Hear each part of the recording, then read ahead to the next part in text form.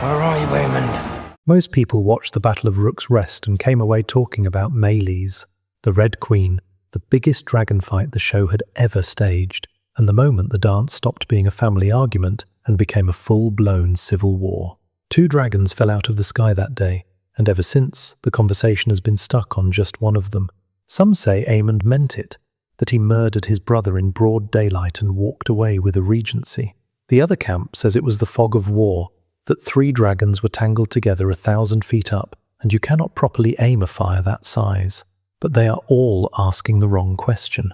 The question was never, did Aemond mean it? The question is, when did he decide? And the series answers it with something almost nobody has gone back to look at.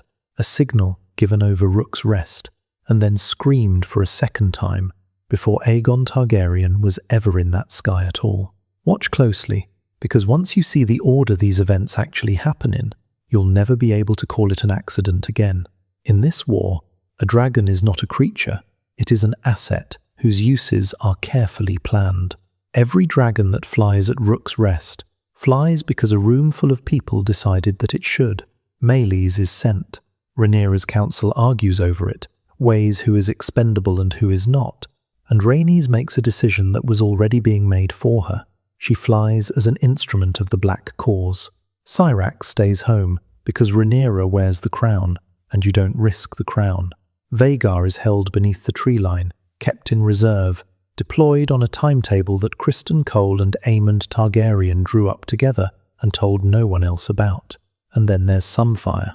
Sunfyre is the only dragon in that sky who is not there because someone planned it. There is no council vote behind Sunfyre, no strategy, no signal, no reserve position. Sunfyre is at Rook's Rest because a man who had just been told he was worth nothing went to the only living thing in the world that still answered when he called. Keep that in mind, because it will matter more than anything else in this video. Now, before Aegon II ever climbed onto Sunfyre's back, his own people were already tearing him apart. Watch the small council scene again. The war is being run in front of him and around him, and he only finds out about it by accident. Cole is already marching. Aemond already knows. The king of the 7 kingdoms, sitting at the head of his own table, works out in real time that his brother and his hand have been plotting and launching a campaign without his authority. And no one at that table so much as flinches, because each one of them already knows. When Aemond finishes laying out the strategy his king did not approve, to the room that did not consult him, he turns to his brother. Don't you agree, my king? It's not really a question. It's a confirmation that the decision has already been made. Most people hear that line as Aemond being arrogant, but really, Aemond was running a test, and Aegon failed it by not overruling his brother. The king of the realm has just been told his war is not his, and he does nothing about it, in front of every man whose loyalty he needs. And worst of all, Aegon knows exactly what was done to him. Watch what he does next. He sits in the throne room with a cup in his hand, while a war happens somewhere else, and the council drones on about livestock and coin and Criston Cole's glory. All he can manage to say is that they bore him. The words of a man who has worked out that his presence in that room is decorative and would rather be insulting than irrelevant. Now, here's the part almost no one talks about. Everything I have described so far could still have been survivable for Aegon.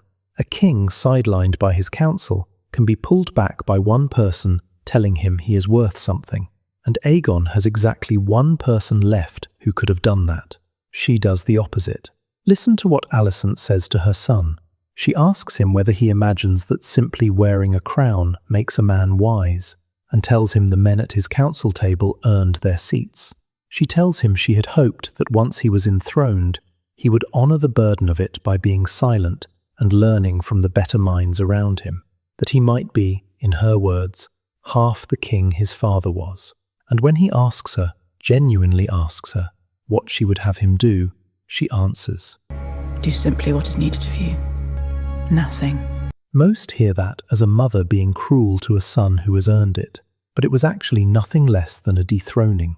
In the space of one conversation, Aegon is told he was never his father's choice, never fit for the throne he sits on, never wanted.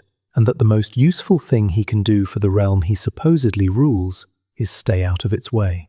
So he goes down to the dragon pit. Sunfyre lowers his head to him, and Aegon, drunk, humiliated, and entirely alone, flies out to prove to his family that he matters. At this point, Cole's trap is working exactly as designed. Rhaenys and Meleys have taken the bait. Meleys is over the green lines, burning soldiers alive by the 100, and Criston gives the order the entire battle was built around. Make the signal! All is going to plan. The signal is the only reason Aemond is at Rook's Rest. Cole has marched an army, taken Duskendale, and beheaded its lord to bring Meleys to this precise patch of sky at this precise moment. Keep in mind, Aegon has not yet reached the battlefield. There is no confusion, no fog. There is exactly one dragon over that field, the one belonging to the enemy, and Aemond lets it burn his own side's men. The signal goes up, and Aemond initially moves to execute the plan. But then he sees something Cole never anticipated. Sunfyre approaching over the trees. Aemond looks towards his brother, turns back to Vhagar, and tells her to wait. That is the moment the ambush changes. Whatever Aemond intended when he came to Rook's Rest, he now chooses to let Aegon enter the fight alone. Then and only then, Sunfyre comes over the horizon. Cole's plan disintegrates in his hands, and his own ally rounds on him and asks whether this was the secret plot all along, for the king himself to fly into the ambush and die in the attempt. And Cole, who has just understood what is about to happen to the man he is sworn to die for, screams for the signal a second time. No! Loose more signal arrows! More signal arrows, because the first ones did not work, because the Lord Commander of the Kingsguard is standing in a field of burning men, staring at an empty sky, and his dragon is not coming, and Vhagar still does not rise. Aemond waits until Aegon and Sunfyre are fully committed against Meleys before bringing Vhagar into the fight. Aegon sees him coming and thanks the gods for him. Thank the gods! Dracarys! And now, here is the cause of all the debate about Rook's Rest. In the book, Meleys closes her jaws on Sunfyre's neck, Vhagar falls upon the tangle from above, and all three dragons come down together. It is a catastrophe born from three enormous dragons colliding in mid-air, and Aegon's ruin can be recorded as the price of that chaos. There is no dragon order given in the book. There is no word. House of the Dragon put a word in Aemond's mouth. So it took a scene that was already ambiguous, and it handed Aemond Targaryen a choice, out loud, in High Valyrian, with his brother's voice still ringing in his ear. Only one man besides Aemond understood what really happened that day. Criston Cole gave the signal, and when Aemond did nothing, he gave the signal again. Cole watched an empty sky for the dragon that would not come, and then watched that dragon arrive at the exact instant it could do the most damage to the man he is oath-bound to protect.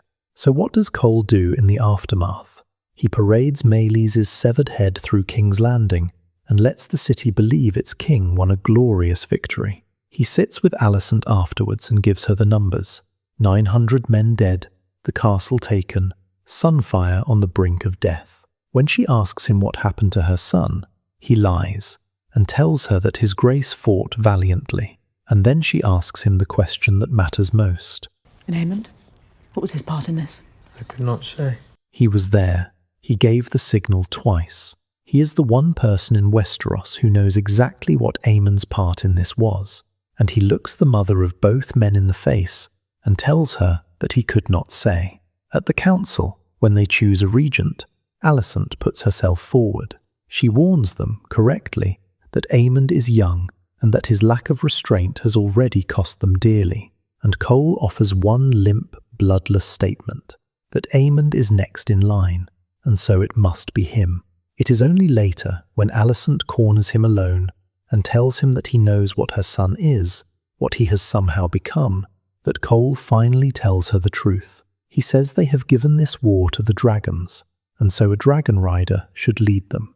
That is a man who saw a murder, decided the murderer was the strongest in the race for succession, and got on board before he got hurt. There is exactly one person in that castle who refuses to pretend. She has no army, no vote, only the sight.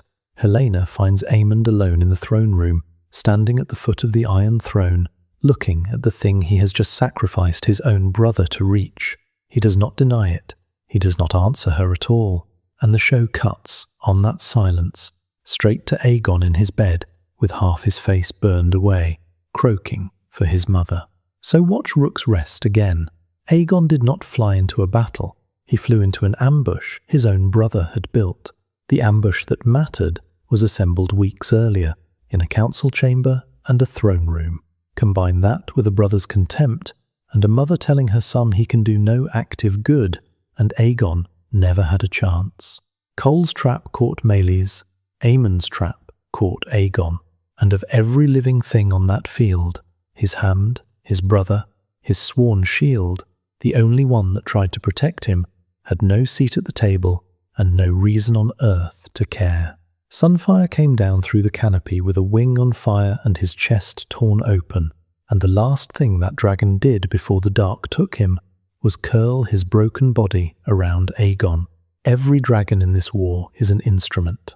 Sunfyre was the exception, and that is precisely why Sunfyre is the one that got brought out of the sky. They will tell you Sunfyre died at Rook's Rest. Daemon says it. Aegon says it himself. But then Aegon, deposed, disguised, hauled along a road by Larys, stands over the body of the only creature that showed him any compassion and claims the dragon is alive. The realm buried Sunfyre the same way it buried the truth about Rook's Rest, but both of them are still out there. With all this new evidence, you can't watch that battle the same way again. The next time you see Sunfyre cross that bay, you will not see a drunk king making a mistake. You will see the last unpolitical creature in Westeros flying towards a family that had already sold him out. And the next time you hear Aegon call out for his brother, you will know exactly where his brother was standing and what he'd planned all along. So tell me in the comments, which betrayal at Rook's Rest was actually worse? Was it Aemond's? Was it Criston's? Or was it Alicent's, whose dismissal put her son on that dragon in the first place? There are more of these buried across every episode of this series. Subscribe, and we will keep unearthing them together.